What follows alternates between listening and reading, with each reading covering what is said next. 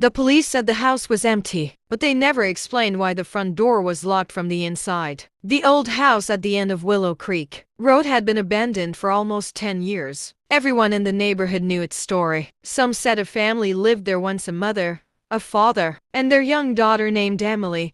They were quiet people. They didn't bother anyone. But one winter night, something happened inside that house. Something nobody could explain. After that night, the family disappeared. No moving trucks came. No goodbye letters were found. Their furniture stayed exactly where it was. Plates were still sitting on the kitchen table. A child's drawings remained stuck on the refrigerator. It was like they had left in a hurry, or like something had forced them to leave. For years, people avoided the house. Kids dared each other to walk near the front gate, but nobody ever stepped inside, because everyone heard the same thing. Footsteps. Every night at exactly 2:30 a.m., neighbors claimed they heard slow footsteps coming from the second floor. Step, step, step, then silence. The strangest part was that the upstairs windows always showed a faint light, even though the electricity had been disconnected for years. People called it a ghost story, until the night Daniel Carter decided to find out the truth. Daniel was 24 years old and had recently moved into the neighborhood. He didn't believe in ghosts. To him,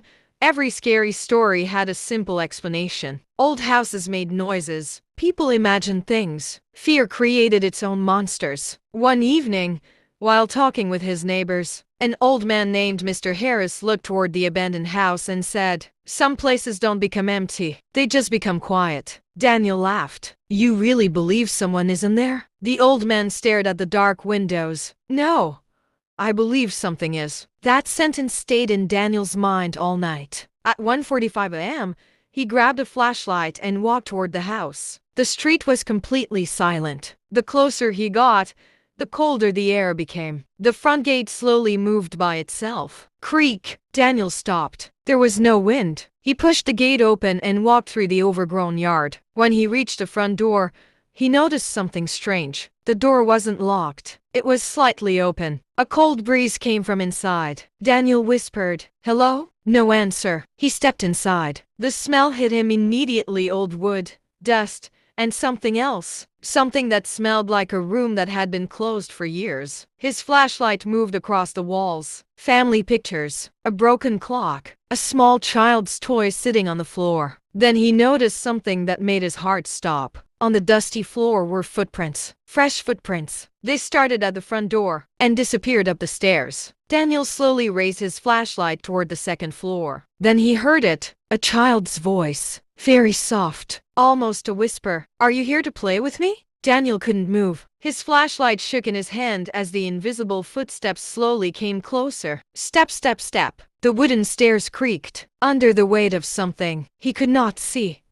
He wanted to run. Every part of his body was telling him to leave, but fear had frozen him in place. Then the footsteps stopped, only a few feet away from him. The hallway became completely silent. Daniel whispered, "Who's there?" For several seconds, there was nothing. Then a small voice answered, "You came back." Daniel's blood turned cold. "Back?"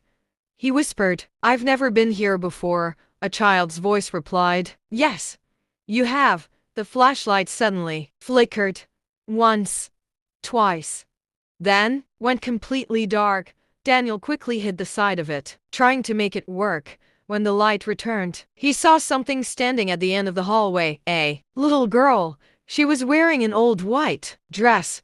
Her hair covered most of her face. Daniel couldn't speak. The girl slowly lifted her head. Her eyes looked empty. Not angry, not scary. Just sad. She pointed toward the upstairs room. "My parents are still looking for me." Daniel swallowed hard. "What happened to you?" The girl didn't answer. Instead, she turned around and walked toward the bedroom. But something was wrong. Her feet weren't touching the floor. She was floating. Daniel stepped backward. The front door behind him suddenly slammed shut. Bang! He ran toward it and grabbed the handle. Locked. He pulled harder. Nothing. Then he heard another sound. A man's voice, deep, angry, coming from upstairs. "You shouldn't have opened the door." Daniel slowly looked toward the stairs. The little girl was gone. But now, A tall shadow was standing at the top of the staircase. The shape looked like a man. It didn't move. It just watched him. Daniel screamed and hid the door with everything he had. The lock broke. He fell outside onto the cold ground. He didn't stop running until he reached a street. The next morning, Daniel told the neighbors what happened. Most people didn't believe him, but Mr. Harris did. The old man looked terrified. "You saw the girl?" Daniel nodded. "Yes."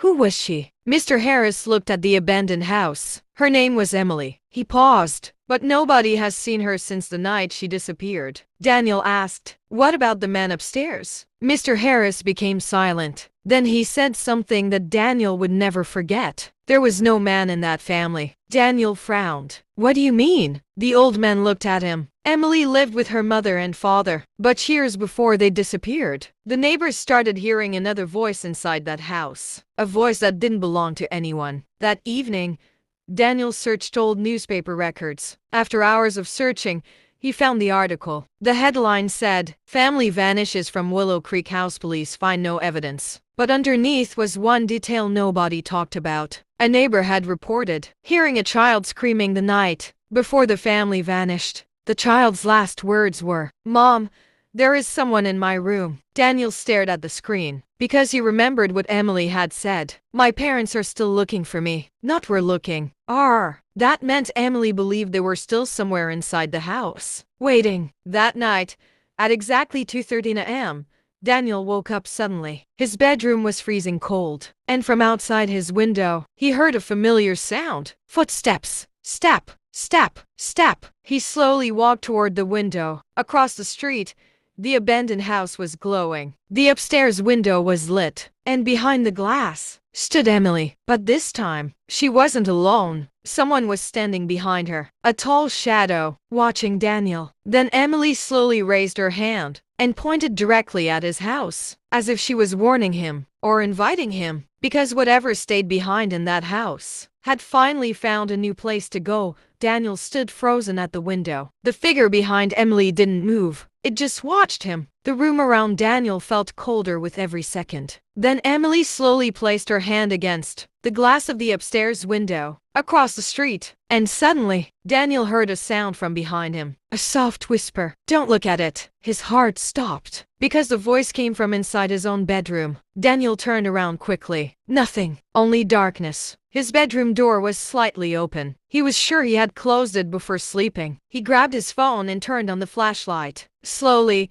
he walked toward the door. The hallway outside was empty, but on the wooden floor were wet footprints. Small footprints, like a child had walked through the rain and entered his house. Daniel followed them. They led to the living room and stopped in front of an old mirror. A mirror he had owned for years. But now something was different. Written across the dusty glass were 4 words. "Help me find them." Daniel stepped back. His hands started shaking. The message wasn't there before. Someone, or something, had written it from the inside. That morning, Daniel went straight to Mr. Harris's house. The old man opened the door and immediately knew something had happened. "You saw her again, didn't you?" Daniel nodded. "She came to my house." Mr. Harris looked worried. "Then it has started." "What has started?" Daniel asked. The old man sat down slowly. "The house doesn't just keep people inside anymore. It follows them." Daniel asked, "What is that thing?" Mr. Harris looked toward the abandoned house. "Nobody knows. But years ago,